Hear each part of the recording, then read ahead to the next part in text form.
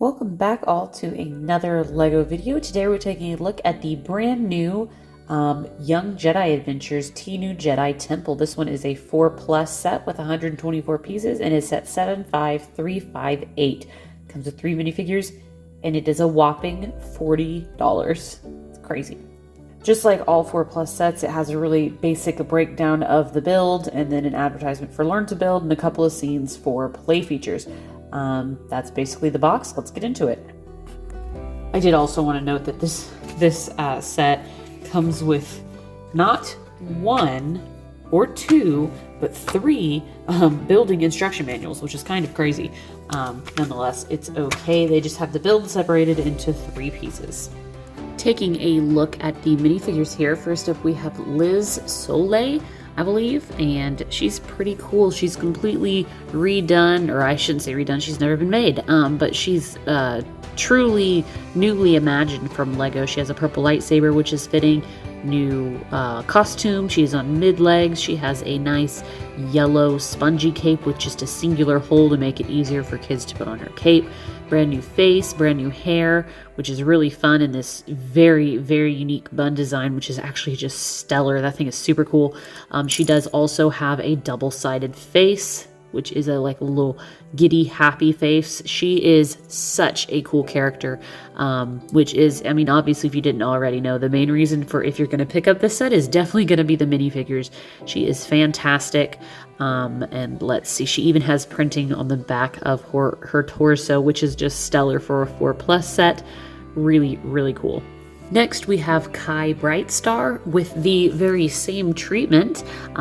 Cool orange spongy cape, green lightsaber. He has green gloves, which is kind of weird looking.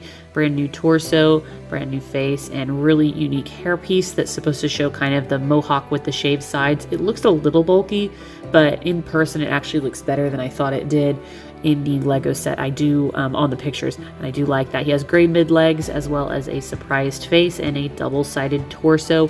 Again, just brand new everything for this little 4+ minifigure. So cool.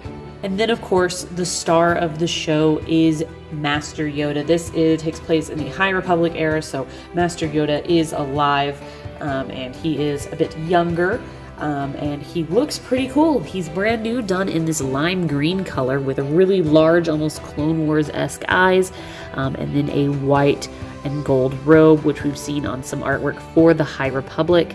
I also did notice that his ears are molded differently. Generally they're just symmetrical, but this one has a little bit of a different molding, which is kind of unique. And then he's got quite a bit of white hair, which looks pretty good. His copyright says 2022, which is interesting because this is like mid-year 2023 at this point. But I did want to show him along with some of the other Yoda versions just so that you can see the difference. Here we are with Classic Yoda, Prequel Trilogy Yoda, Original Trilogy Yoda, and Clone Wars Yoda. So really there is not quite a Yoda that matches or is close in this. He's just so vastly different from his counterparts, and I think it is really, really cool. Extremely unique, to say the least. I like it a lot. I'm definitely most excited for this minifigure. And despite the minifigures being fantastic and exclusive and brand new, we must ask ourselves, is this set worth $40, especially looking at the LEGO set itself? I love the idea of it being a Jedi Temple. I think that it actually mirrors really well because we're getting the Yavin 4 Rebel base in August, and that later obviously becomes, well, I guess in the old canon, training base for Jedi. Anyways, but this is cool. It looks pretty similar to the show. It comes with several different little builds that are fun. First up, we have this training droid, which I think overall looks really cool. It's got a very stylized astromech droid head and then a little lightsaber piece at the end that your character can fight with, and it spins around. Pretty fun. I like the aspect of that, and it's on a nice wide base, so it's not going to fall. We get a couple of balancing blocks that just kind of go back and forth that your character can practice, I guess, Jedi balancing on. And I like the little archway. It just gives the build a little bit more detail and a little bit more volume. It's fun. It's kind of neat. You can just set your character on there and kind of just move him back and forth. You can't bounce him in the middle or anything, but it's kind of fun. And it makes for an interesting display. I will give it that.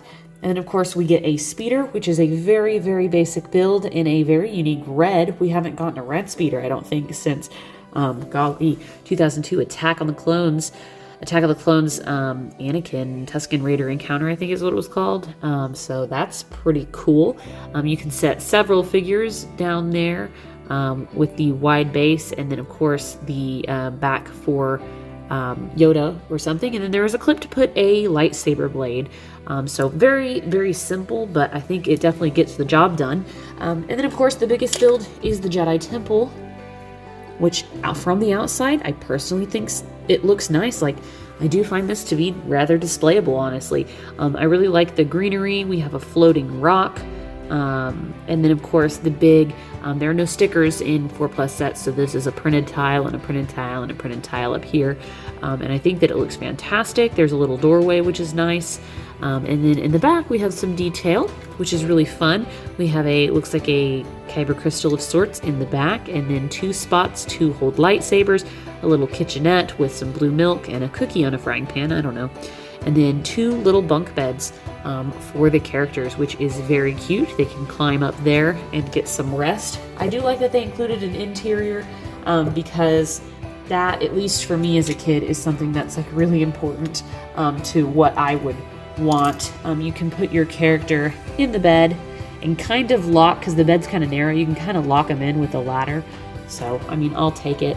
I think overall it's really a very cute design. You can kind of see her from the top a little bit. Is it worth $40? I mean, no, not really. You're paying more because of the blocks being bigger, you know, no stickered pieces. We have 3 brand new minifigures with all new prints. We have this guy's molded head. So aspects like that, there's probably some sort of price up for a 4+ children's Star Wars sets. I've never gotten any of them in the past just because they are ridiculously expensive.